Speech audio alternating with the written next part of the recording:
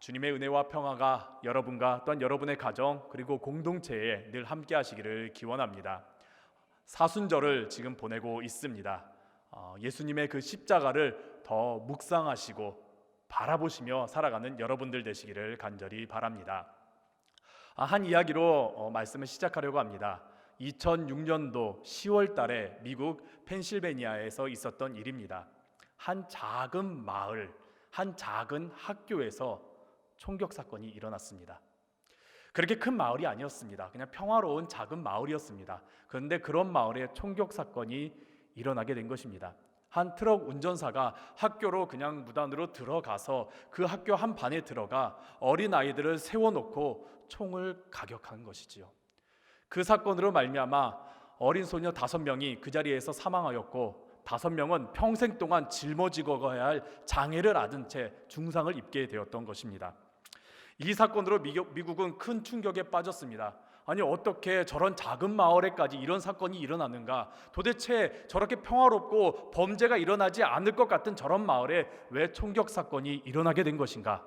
그러면서 큰 충격에 빠졌습니다. 그런데 이 사고를 수습하는 가운데 다시 한 번 더 깜짝 놀라게 됩니다. 왜냐하면 이 사건 당일날 피해자 부모와 그 마을 공동체가 이런 말을 했기 때문입니다.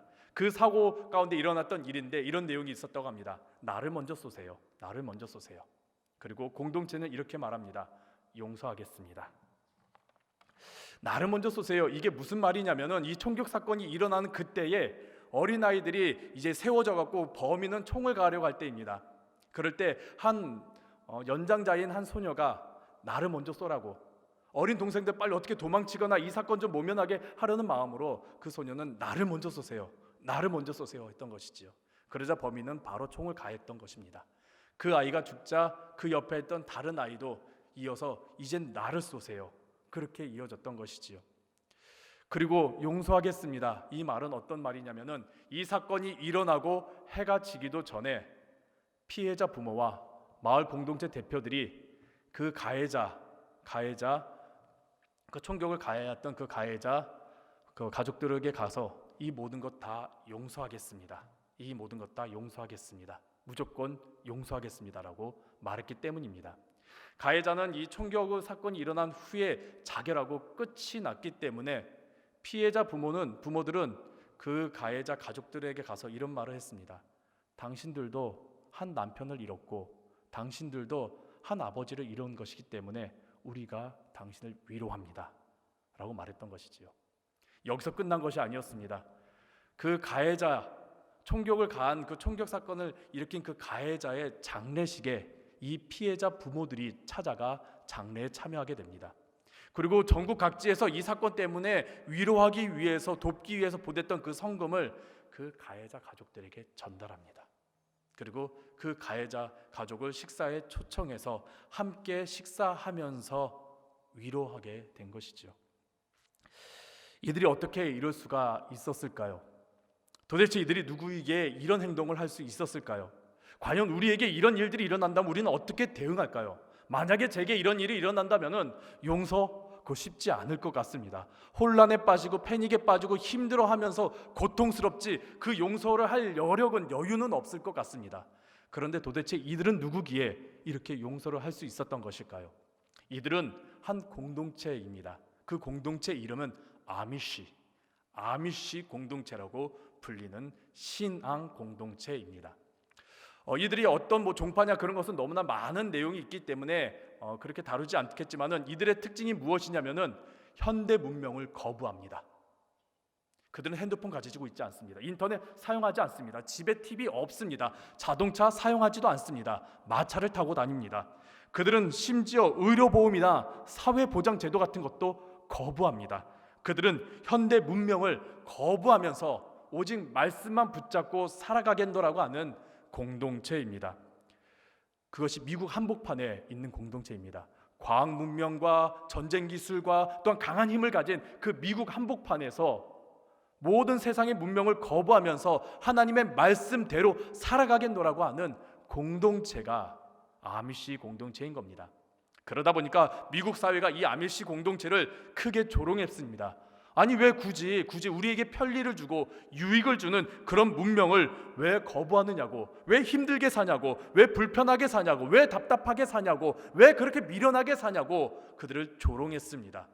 그렇기 때문에 간혹가다 미국에 있는 드라마라든지요 혹은 영화를 보면은 마차를 타고 다니는 사람들을 조롱하는 장면들이 나옵니다. 그런 것들이 대부분 아미시 공동체들입니다.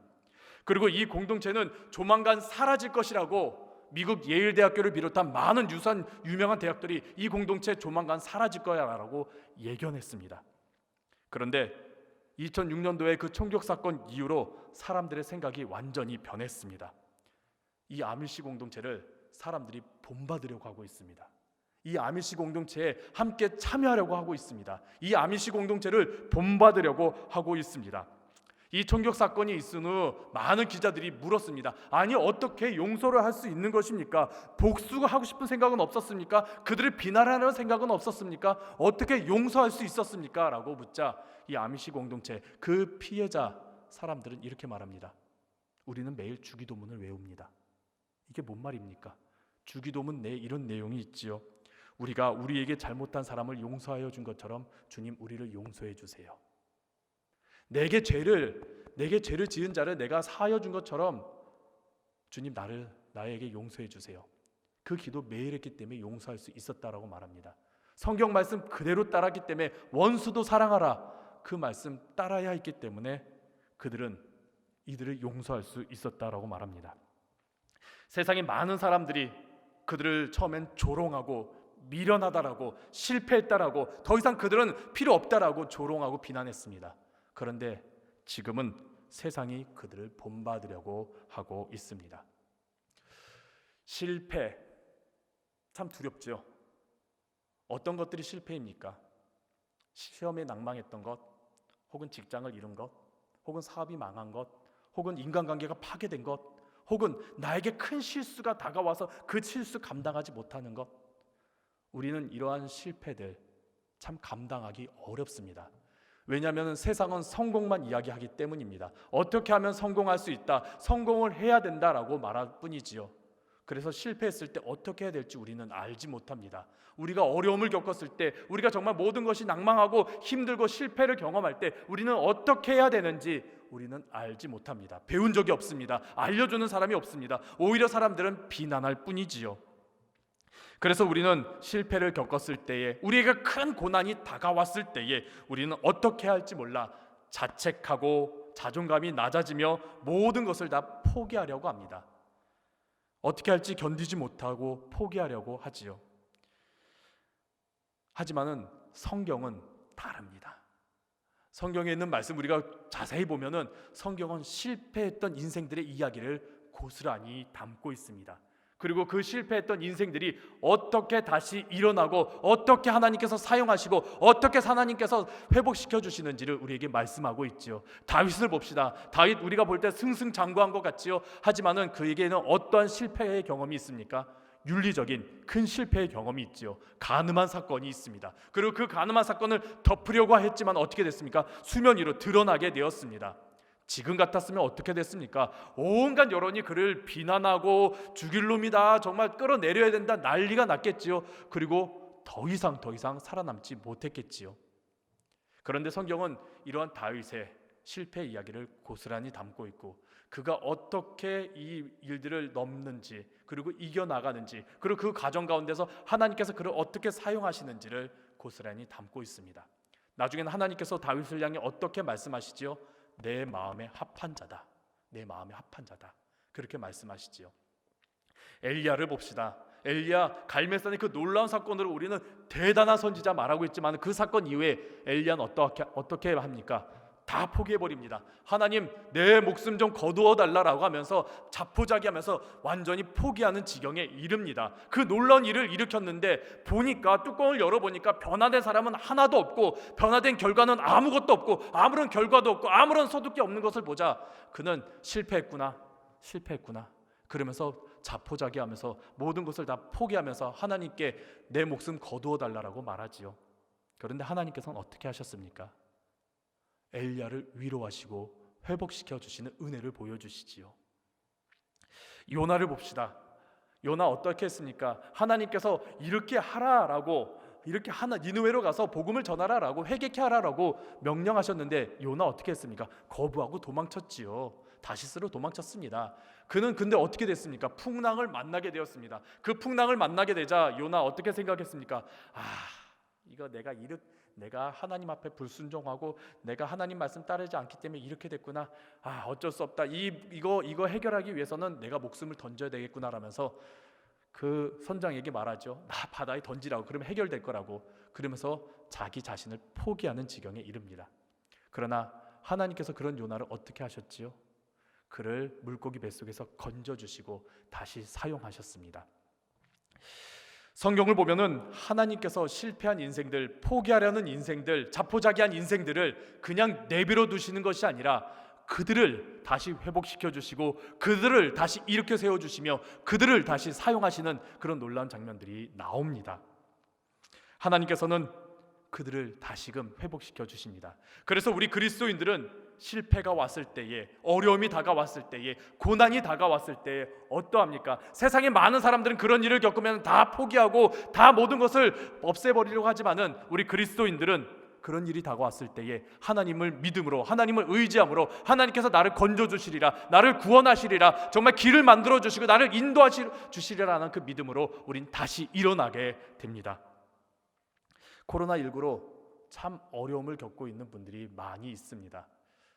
처음에도 있었지만은 이렇게 장기화되다 보니까 다시금 어렵게 힘들어하시는 분들이 생기고 있습니다. 직장을 잃으신 분들 생기고 있습니다. 그리고 사업이 어려우신 분들 생기고 있습니다. 정말 어려움을 겪으신 분들도 생기고 있고 어떻게 가족끼리 만나지 못해서 외로움에 힘들어하는 분들도 생기고 있습니다. 점점점 힘들어하는 분들이 생기고 있습니다. 하지만은 우리는 믿습니다. 하나님께서 이 모든 것에서 우리를 건져주시리라 믿습니다. 우리가 바닥에 있든지 실패하든지 고난 가운데 있든지 힘들든지 하나님께서는 우리를 일으켜 세워주시고 우리에게 힘을 주실 줄로 믿습니다. 세상의 기준으로 볼 때 믿음은 종종 성공의 길보다는 실패의 길을 이끄는 것처럼 보일 때가 많이 있습니다. 왜 그렇습니까? 믿음 때문에 손해본 이들이 있기 때문입니다. 믿음을 지키기 위해서 기회를 놓친 이들이 있습니다. 믿음을 지키기 위해서 말씀대로 살아가기 위해서 조롱받는 이들이 있습니다. 말씀대로 살아가기 위해서 많은 사람들에게 미련하다, 너 어떻게 그렇게 살아갈 수 있느냐, 너 어떻게 그렇게 할 수 있느냐 하면서 비난받는 이들이 많이 있습니다. 적응하지 못하고 따라가지 못하고 기회를 놓치고 눈앞에 있는 이득을 포기하는 경우가 많이 있기 때문이지요. 이럴 때 우리 그리스도인들은 고민할 때가 많이 있습니다. 갈등할 때가 많이 있습니다. 말씀대로 살아가는 게 과연 맞는가? 좀 유두리 있게 좀 타협하면서 살아가면 되지 않을까? 그렇게 우리는 생각할 때가 있습니다. 이러한 고민과 이러한 갈등이 지금에만 있었던 것이 아니라 초대교회 당시에도 있었습니다. 과거에도 있었습니다. 과거 그리스도인들도 이 고민과 이 갈등 가운데 살아가고 있었습니다. 특히 오늘 함께 읽었던 고린도 지역에 있는 고린도 교회가 이러한 갈등과 이러한 고민이 심각했었던 것이죠. 고린도 이 지역은 로마가 점령당하기 전에 굉장히 큰 부를 누렸던 도시였습니다. 큰 도시였습니다. 왜냐하면 항구 도시고 또한 좋은 위치에 있었기 때문에 많은 부를 축적할 수 있었습니다. 거기에 유명한 축제도 많이 벌어졌기 때문에 많은 사람들이 몰려와서 많은 부를 누렸던 곳이 바로 고린도 도시였습니다. 그런데 이런 도시가 기원전 146년에 로마에 의해서 멸망당하고 완전히 다 황폐해져 버렸습니다. 근데 로마가 이 지역을 보니까 괜찮은 땅인 거예요. 이 지역을 보니까 여전히 쓸만한 땅인 거예요. 그래서 100년 뒤 기원전 44년에 다시 이 고린도 지역을, 고린도 항구 도시를 회복시키게 됩니다. 근데 도시만 회복시킬 수 없고 사람들이 있어야 되니까 사람들을 불러들였는데 그 사람들이 누구냐? 노예에서 이제 갓 해방되어 자유민이 된 사람들입니다. 노예에 있었다가 이제 자유민이 된 사람들. 로마 시대 때 노예들이 자유민이 될 수 있었습니다. 어떤 방법이냐면은 돈을 벌어서, 일을 하면서 돈을 벌어서 자유민을 획득할 수도 있기도 했고, 혹은 군대에 들어가서 오랜 기간 동안 군 복무를 하고 제대하게 되면은 자유민을 획득할 수가 있었습니다. 이렇게 노예에서 정말 낮은 신분에서 갓 자유민이 된 사람들이 고린도 지역으로 몰려들게 되었습니다. 어떻게 보면 이 고린도 지역이 기회의 땅으로 보였을 수도 있습니다. 사람들이 몰려들었습니다. 그런데 몰려들면서 이들은 경쟁하게 되었고, 자기가 먼저 기득권을 잡기 위해서 치열하게 다투고 파벌이 일어나고, 그리고 상대방을 미워하고 상대방을 깎아내리려고 하는 그런 경쟁들이 일어나게 된 것입니다. 그러면서 돈이면 다 되는 물질 만능주의가 판을 치게 된 것이지요.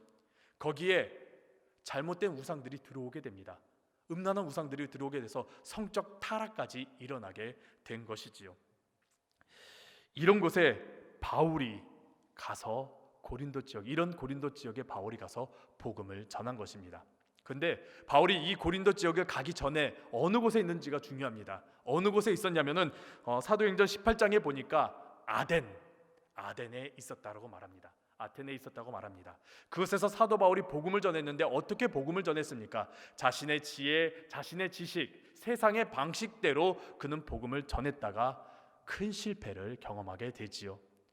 자, 열심히 전했지만 자신이 가진 지혜로, 자신이 가진 지식으로, 자신이 가진 것으로 복음을 전했는데 결과가 없이 그냥 실패로 돌아가고서 고린도 지역에 오게 됩니다. 그러면서 사도 바울은 고린도 지역에 오게 되면서 다짐하게 됩니다. 내가 이전에 있던 세상의 말과 세상의 지혜를 가지고 복음을 전하지 않겠다라면서 고린도전서 2장 1절부터 2절까지 그는 어떻게 복음을 전하겠는지에 대해서 이렇게 고백합니다. 고린도전서 2장 1절부터 2절에 이렇게 말합니다. 형제들아, 내가 너희에게 나아가 하나님의 증거를 전할 때에 말과 지혜의 아름다운 것으로 아니하였나니 내가 너희 중에서 예수 그리스도와 그가 십자가에 못 박히신 것 외에는 아무것도 알지 아니하기로 작정하였습니다. 아덴 지역에서는 세상의 지혜, 세상의 아름다운 말로 전하다가 그는 실패를 경험했습니다. 그러자 사도 바울은 이제 그것 가지고 안 하고 나는 오직 예수 그리스도와 십자가만 내가 전하겠노라고 하면서 고린도 지역에 복음을 전하게 됩니다. 그래서 18개월이라는 오랜 기간 동안 고린도 지역에 머물고 복음을 전하고 교회를 세우게 된 것이지요. 이런 고린도 교회, 이렇게 사도 바울이 정말 오랜 기간 동안에 열정적으로 복음을 전한 이 고린도 교회가 사도 바울이 떠나고 나자 문제가 발생하게 된 것입니다. 고린도 지역에 팽배했던 그 성공주의, 팽배했던 그 경쟁, 팽배했던 그 파벌들, 팽배했던 그 물질 만능주의가 교회 안에 스며들게 된 것입니다. 다시 교회 안에 나타나게 된 것이죠. 그러다 보니까 파벌이 일어나고 있고 내가 더 우세하고 내가 더 위에 올라가려는 그 성공주의에 빠지게 되자 교회가 분란이 일어나고 문제가 터져버린 것입니다. 이런 성공주의가 왜 들어오게 됐습니까? 교회가 세상의 방식대로, 세상의 지혜대로, 세상의 능력대로 움직이려고 하기 때문인 것이지요. 이렇게 교회가 혼란스럽게 되자 사도 바울이 에베소에서 그 소식을 듣고서 고린도 전후서를 쓰게 됩니다. 그 내용에 사도 바울이 고린도 교회에 제시한 것, 이 혼란스러운, 이 문제되는 것, 이 싸움을 해결하기 위해서 사도 바울이 제시한 것, 그것은 바로 무엇이냐? 십자가입니다. 사도 바울은 이 분란이 세상의 지식이나 세상의 능력으로 해결해야 되는 것이 아니라, 세상의 방식대로 해결하는 것이 아니라 십자가로 해결해야 된다고 말합니다. 그러면서 두 가지를 이야기합니다. 바로 하나는 십자가의 능력, 그리고 다른 하나는 십자가의 지혜입니다. 오늘 이 두 가지에 대해서 우리가 함께 나눠보도록 하겠습니다. 먼저는 십자가의 능력입니다. 능력, 어떤 의미를 가지고 있습니까? 헬라어 원어로는 듀나미스라는 그런 말로서 힘이라는 그런 의미를 가지고 있습니다. 근데 이 힘이 어떤 힘이냐? 수치화될 수 있는, 즉 사람이 봤을 때 사람이 판단할 수 있는 힘을 의미하고 있습니다. 그래서 이 능력은 더 편하게는 그냥 힘이라고 보면 되겠습니다. 국어사전도 이렇게 표현하고 있습니다. 이를 감당해 낼 수 있는 힘, 힘에 초점을 맞추고 있습니다. 힘, 강함, 이것은 약한 것과 비교되는 것이지요. 그렇다면 세상에서 강하다, 힘이 있다라는 것은 어느 것을 말하고 있습니까? 내가 육체적으로 뭔가 무게를 많이 들 수 있는 그것을 말하고 있습니까? 아닙니다. 세상에서 강함이다, 세상에서 힘이 있다, 그 말은 무언가 많은 것을 가지고 있다라는 것을 의미하고 있습니다. 그래서 세상의 강한 자들, 힘 있는 자들은 자기가 많은 것을 가지려고 하지요. 그리고 크게 보이려고 합니다. 높은 빌딩을 만들려고 하고 많은 무기를 가지려고 하고 폭발력이 강한, 정말 크게 폭발력을 나타낼 수 있는 무기를 만들려고 합니다. 그러면서 자기의 강함을, 자기의 힘을 강조하고 있는 것이지요. 눈에 보이는 증거, 눈에 보이는 숫자, 눈에 보이는 증거들 가지고 강함을 표현하고 있습니다. 그런데 사도 바울은 오늘 본문에서 말합니다. 능력이란, 강함이란, 힘이란 무엇인지 이렇게 말하고 있습니다. 우리 함께 18절에 있는 말씀, 오늘 본문 18절에 있는 말씀 함께 읽겠습니다.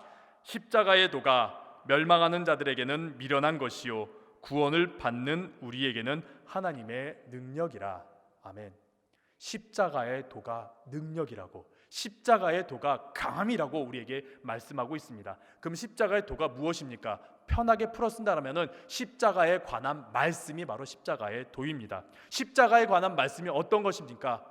하나님께서 우리를 사랑하시는 것, 예수님께서 십자가의 그 희생을 보여주신 것, 우리를 위해 정말 십자가에 달리신 것, 십자가의 사랑, 십자가의 공의, 그리고 구원이 바로 십자가에 관한 말씀들이시지요.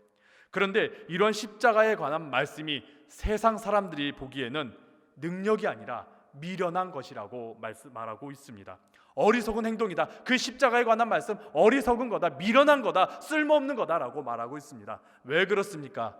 십자가는 희생을 말하고 있습니다. 십자가는 헌신을 말하고 있습니다. 십자가는 겸손을 말하고 있습니다. 십자가는 순종을 말하고 있습니다. 십자가는 많이 가지려고 하기보다는, 높아지기보다는 나누고 비우고 낮아져야 된다고 말합니다.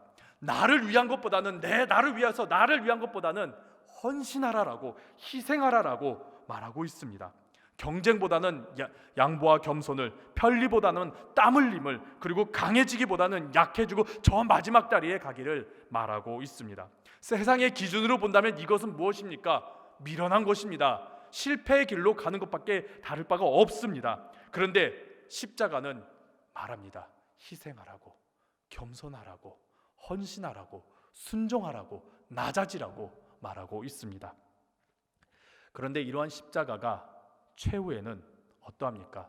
눈에 보이는 지금에는 우리가 미련한 것이고 실패한 것처럼 보이지만은 최후에는 이 십자가가 어떻게 됩니까? 승리하게 됩니다. 왜 그렇습니까?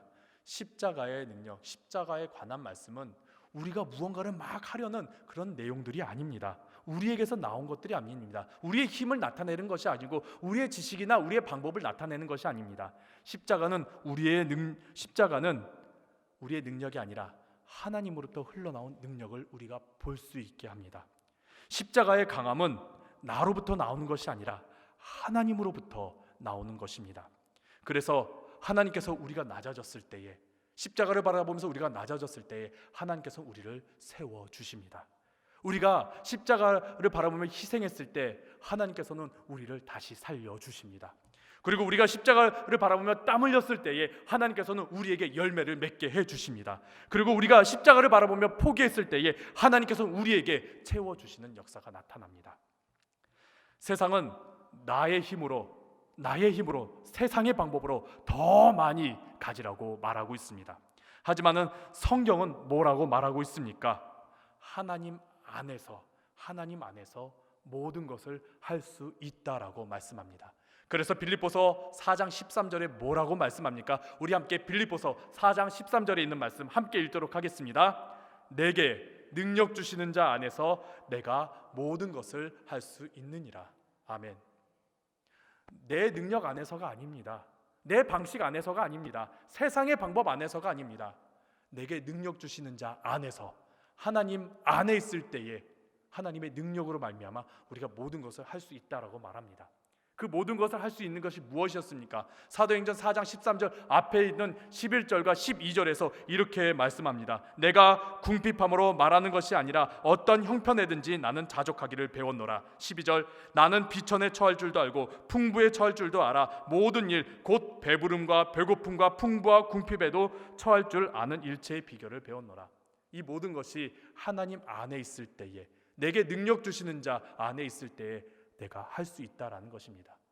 우리는 나의 힘으로 하는 것이 아니라 주님 안에서 주님의 능력으로 살아가는 그리스도인들입니다. 아까 말씀드린 아미시 공동체, 세상의 모든 문명을 버렸을 때에 세상 사람들은 조롱했습니다. 미련하다고 말했습니다. 그리고 그 공동체 금방 사라질 것이라고 말했습니다. 그러나 지금은 그 아미시 공동체가 세상을 변화시키는 능력을 가진 공동체가 되었습니다. 그들은 말합니다. 이 모든 것 하나님이 하신 것이지 자신들이 한 것이 아니라고 말합니다. 그래서 자꾸 자신들이 드러날 때 뒤로 빠지면서 하나님이 하셨다라고 말하지요. 그저 하나님의 말씀대로만 자신들은 살아간다라고 말합니다. 십자가, 이 십자가의 능력, 우리가 눈으로 바라봤을 때 눈앞에서는 아무것도 이루어진 것 없이 쓸모없는 것처럼 보이지만은 시간이 흐르고 또한 세월이 흐르고 그 눈앞에 있는 것 너머에는 하나님께서 우리에게 소망을 주고 능력을 주고 회복을 주고 또한 우리를 다시 일으키시는 놀라운 역사와 능력이 나타납니다. 그렇기 때문에 우리 그리스도인들은 눈앞에 있는 것을 보는 사람들이 아니지요. 어떤 것을 보는 사람들입니까? 보이지 않는 것을 보는 사람들입니다. 그래서 고린도후서 4장 18절에 사도 바울이 이렇게 말하죠. 우리 함께 고린도후서 4장 18절에 있는 말씀 함께 읽도록 하겠습니다. 우리가 주목하는 것은 보이는 것이 아니요 보이지 않는 것이니 보이는 것은 잠깐이요 보이지 않는 것은 영원함이라. 아멘. 사순절 기간 동안에 우리가 눈에 보이는 것을 바라보지 마시고 더 너머에 있는 것을 바라보시기를 간절히 바랍니다. 십자가를 바라보시면서 우리 눈앞에 있는 그 이득들, 우리 눈앞에 있는 그 기회들, 우리 눈앞에 있는 편리들, 그거 바라보지 마시고 십자가를 바라보시면서 우리도 이때의 그 십자가의 고난에, 예수 그리스도의 그 고난에 동참하시면서 그 승리를, 주님 안에서 주시는 그 승리를 누리는 여러분들 되시기를 간절히 바랍니다. 두 번째는 십자가의 지혜입니다. 지혜, 원어로 보니까 소피아라는 단어를 사용하고 있습니다. 이 소피아라는 단어는 어떤 의미냐? 넓고 풍부하고 깊은 지식을 말하고 있습니다. 국어사전으로는 사물의 이치를 빨리 깨닫고 사물을 정확하게 처리하는 능력, 정신적인 능력이라고 말합니다. 이러한 지혜는 어떤 기준을 두냐에 따라서 달라집니다. 세상을 기준으로 두고서 지혜를 말하면은 모든 이치를 잘 아는 사람들, 어떤 상황 가운데서 잘 일을 처리하는 사람들, 어떤 상황 속에서 안정되게 일을 진행하는 사람을 지혜 있다라고 말합니다. 그래서 세상의 기준 속에서는 이 지혜는 어떤 것을 의미하느냐? 공동체, 국가, 이 시스템을 잘 안정되게 진행될 수 있고 유지할 수 있는 것을 지혜라고 말하고 있습니다. 반면에 성경에서는 어떤 것을 기준으로 잡아 지혜라고 말하고 있습니까? 우리 함께 잠언 9장 10절에 있는 말씀 함께 읽도록 하겠습니다. 여호와를 경외하는 것이 지혜의 근본이요 거룩하신 자를 아는 것이 명철이니라. 아멘. 성경에서 말하는 지혜의 기준은 하나님입니다. 하나님이 바로 성경에서 말하는 지혜입니다. 세상에서 말하는 지혜와는 좀 다릅니다. 하나님께서 성경에서 말하는 지혜는 기준을 하나님께 담고 있습니다. 세상에서 원하는 지혜는 성공하라고, 출세하라고, 세상에서 보기에 좋은 것을 하라고, 그것을 할 수 있는 방법을 찾으라는 지혜를 말하고 있습니다. 그러나 성경에서 말하는 지혜는 무엇이냐? 그러한 세상 한복판에서 어떻게든지 하나님의 말씀대로 살아갈 수 있는지, 내게 기회가 왔는데 이것이 하나님의 뜻에 맞는지 아닌지, 내게 눈앞에 큰 이득이 있는데 이것이 하나님의 뜻에 맞는지 아닌지 분별할 수 있는 것이 바로 지혜라는 것이지요. 내가 그저 잘 되는 것, 세상에서 높아지는 게 지혜가 아니라 어떤 상황 속에서든지 하나님의 뜻대로, 하나님의 방법대로 하나님이 원하시는 것이 무엇인지를 아는 것이 지혜라라는 것입니다. 그래서 헬라인들에게서 있어서 이 십자가의 지혜는 이해가 되지 않는 것입니다. 아니 왜 그렇게 해야 돼? 아니 왜 그렇게 살아야 돼? 아니 왜 그렇게 나가야 돼? 눈앞에 이득 있으면 취해야지, 눈앞에 기회가 있으면 잡아야지. 그런데 왜 하나님의 방법이 아니라면 왜 아니라고 포기하는 거지? 헬라인들은 이해가 되지 않는 겁니다. 그것이 왜 그런 거야? 그래서 왜 이렇게 미련한 거야? 라고 말하는 것이죠. 유대인들은 굉장히 불편하게 여기는 것이죠. 아니 굳이 왜 그러면서 불편해서 꺼리끼는 것이 되는 것입니다. 하지만 우리는 어떠합니까? 우리의 중심은 하나님이기 때문에 눈앞에 있는 이득이나 세상의 방법이 있을지라도 우리는 하나님께서 원하시는 것을 찾게 되지요. 그것이 바로 십자가의 지혜입니다. 세상은 자꾸 나의 능력을 나타내고 내 지혜대로 하려고 하고 있지만은 성경에서는 그게 지혜가 아니라 하나님의 뜻대로 살아가는 것이 지혜라고 말씀하고 있습니다. 다시 한번 더 아미시 공동체에 대해서 한번 언급하겠습니다. 아미시 공동체에서 그렇게 총격 사건이 일어났을 때 그 부모들이 어떠했을까요? 말씀대로 살아간다고 해서 그래 말씀대로 바로 원수를 사랑해야지 태연하게 그랬을까요? 그렇지 않습니다. 이 아미시 공동체 이 총격 사건이 일어난 것에 대해서 영화한 것을 보면은 그들의 부모들이 심각하게 힘들어하는 것이 나타납니다. 굉장히 아파하는 것이 나타납니다. 포기해야 되나? 이거 진짜 어떻게 해야 되나? 분노하고 화나는 장면들이 나타납니다. 그들도 똑같이 우리와 똑같은 연약한 존재들이기 때문입니다. 그들도 이러한 사건 때문에 굉장히 힘들어하고 고통스러워했습니다. 하지만은 그들은 하나님의 말씀, 그 말씀에 힘들지만은 분노하지만은 괴롭지만은 하나님의 그 말씀, 그 지혜의 말씀에 동참하고자 했습니다. 하나님의 지혜, 십자가의 지혜는 내가 끌어내고 내가 만들어내는 것이 아니라 이 성경 말씀, 하나님의 이 말씀에 우리가 동참하는 것입니다. 하나님께서 이웃을 사랑하라는 그 말씀 동참하는 것입니다. 원수도 사랑하라는 그 말씀 동참하는 것입니다. 눈앞에 기회가 오고 이득이 와도 하나님의 말씀에 어긋난다면 과감하게 포기하는 그런 말씀들, 하나님 뜻대로 살아가는 그런 말씀들, 이웃을 사랑하는 그런 말씀들, 하나님의 말씀에 순종하는 말씀들에 우리가 동참하는 것, 그것이 바로 성경에서 말하는 십자가의 지혜라는 것입니다. 만약에 그 아미시 공동체가 세상의 방식대로, 세상의 법정 방식대로 했다면 어떻게 되었을까요? 지금도 그 트라우마에 허덕이면서 헤어나오지 못했을 것입니다. 지금도 힘들어하면서 몇 주기 이야기하면서 굉장히 고통스러워했을 것입니다. 그런데 그들이 하나님의 말씀을 따라 그 지혜를 따라 순종하면서 용서했을 때 그 공동체는 회복됐고 그 가정들은 회복됐으며 그 지금 몇 주기라는 그런 것 챙기지 않고 그저 그때를 기억하며 보내고 있을 뿐입니다. 그들은 용서했기 때문에, 그들은 하나님의 말씀에 따랐기 때문에, 하나님의 그 지혜의 말씀에 동참했기 때문에 그들은 회복하고 일어나고 승리할 수 있었던 것이지요. 여러분, 어느 것이 더 지혜로운 것인가요? 우리 함께 오늘 본문의 25절에 있는 말씀 함께 한 번 더 읽도록 하겠습니다. 함께 읽겠습니다. 하나님의 어리석음이 사람보다 지혜롭고 하나님의 약하심이 사람보다 강하니라. 아멘. 아멘. 우리가 이 말씀 기억하시면서 그 십자가 붙잡고 살아가신 여러분들 되시기를 간절히 바랍니다.